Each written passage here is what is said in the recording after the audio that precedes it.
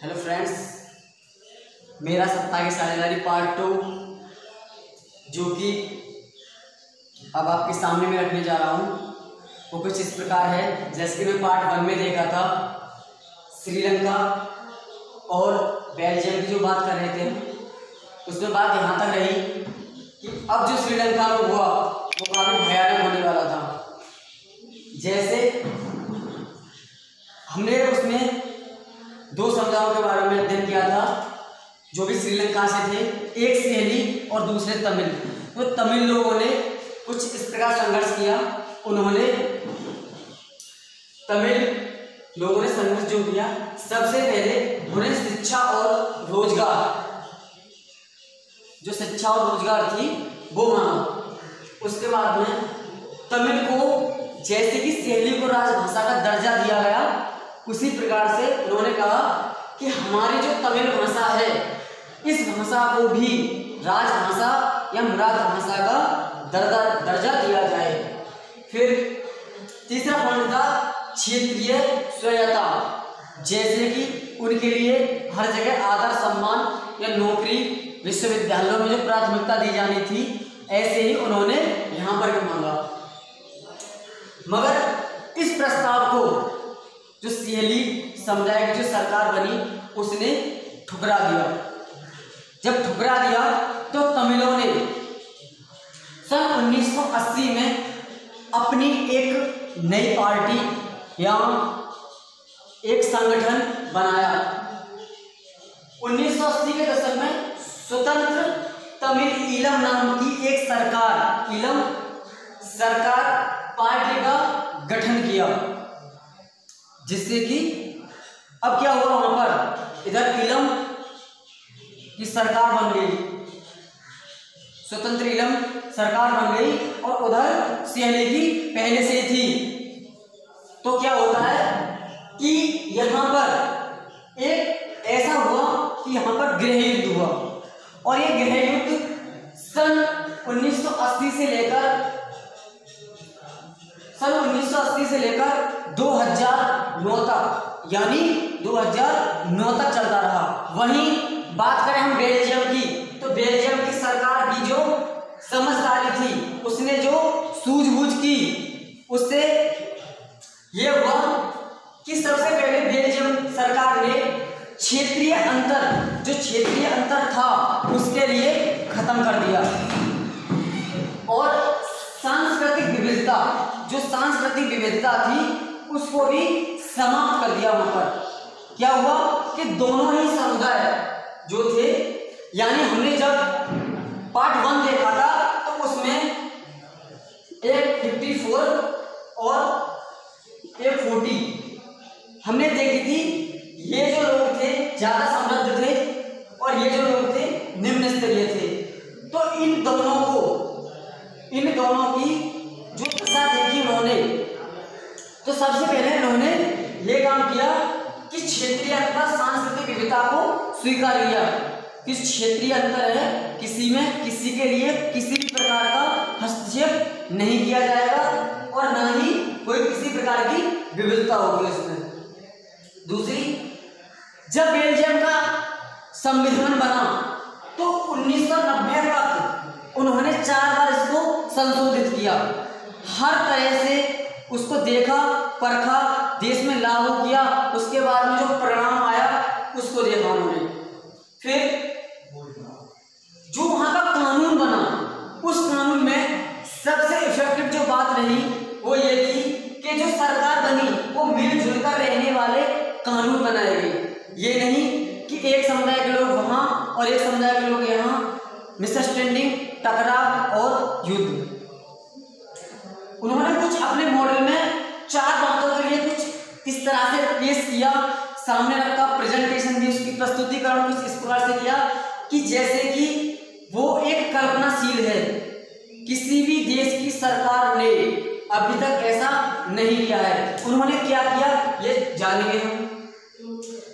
Model, केंद्र सरकार में डच या फ्रेंच भाषा वाले समान मंत्रियों की संख्या होगी। जैसे कि अपने यहाँ की भारत सरकार में जो मंत्री हैं या वहां की सरकार में जो मंत्री रहे होंगे 100 डच वाले और 100 फ्रेंच वाले। केंद्रीय सरकार में भी समान सदस्यों की संख्या थी। दूसरी बात, क्षेत्रीय सरकारों को अधिक शक्तियां दी गई।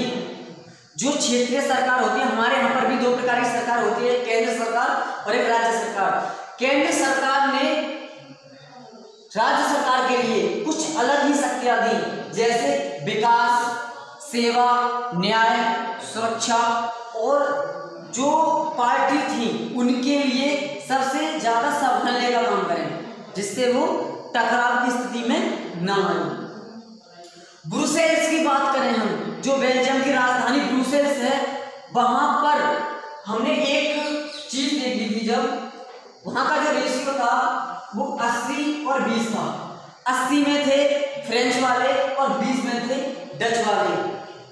अब वहां पे ब्रुसेल्स में एक अलग ही सरकार बनाई गई, जिसमें भी जैसे केंद्र सरकार में डच और फ्रेंच वाले समान मंत्रियों की समान संख्या थी, वही ब्रुसेल्स में भी हुआ कि ब्रुसेल्स में जो सरकार बनी उसमें 80 और 20 को ना देखकर जो मंत्रियों की संख्या रही वो बराबर रही, इक्वलिटी रही उसमें। चौथी बात, तीसरे स्तर की सरकार। अभी तक हमने दो जो सरकार है, हम भारत के देश के ही मूल निवासी हैं और यहाँ पर एक केंद्र सरकार और एक राज्य सरकार। मगर ब्रुसेल्स, जहां बेल्जियम की बात करें तो ब्रुसेल्स के बाद बेल्जियम में एक तीसरे चरण की सरकार और बनाई गई, जो कि सामाजिक और न्यायिक दृष्टि से एक बहुत ही अच्छा परफॉर्मेंस कर सके। वो कैसे? जैसे कि तीसरे स्तर की जो सरकार थी उसका यह काम था कि अपने समुदाय, एक ये समुदाय हो गया डच वालों का, एक फ्रेंच वालों का, दोनों ही सरकारों के बीच में एक समायोजन, एक दूसरे की कम्युनिटी में जो भाषा है, धर्म है, जाति है, उनसे उन्हें कुछ मतलब नहीं है, वो तीसरी सरकार की स्तर की सरकार देखेगी, जिससे कोई बवाल ना हो या दंगा फसाद ना हो। ऐसा ही फ्रेंच वालों के लिए किया गया। तो सबसे बड़ी बात जो रही बेल्जियम में वो ये रही कि तीसरे स्तर की सरकार बनी। ये भी क्लियर और ये भी क्लियर। परिणाम क्या हुआ?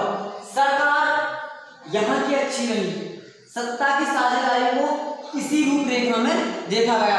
वहीं श्रीलंका की बात करें तो वहां पर इतना संकट आया, बेरोजगारी बढ़ी, आदमी मरे, कुछ लोग, जब युद्ध होगा तो मनुष्य मृत्यु दर बढ़ेगी, मृत्यु दर भी बढ़ी साथ ही साथ। वहीं बेल्जियम एक सुखद और समृद्ध राज्य बना।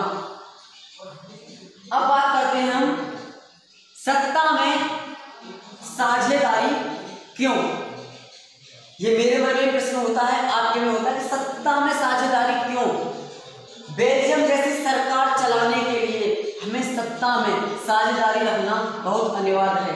जैसे कि सामाजिक समूह में टकराव की संभावना कम होना, जब वहां पर सभी मंत्रियों के लिए, सभी समुदाय के मंत्रियों के लिए समान समान श्रेणी में रखा गया, तो वहां पर टकराव की जो संभावना थी वो बहुत कम थी।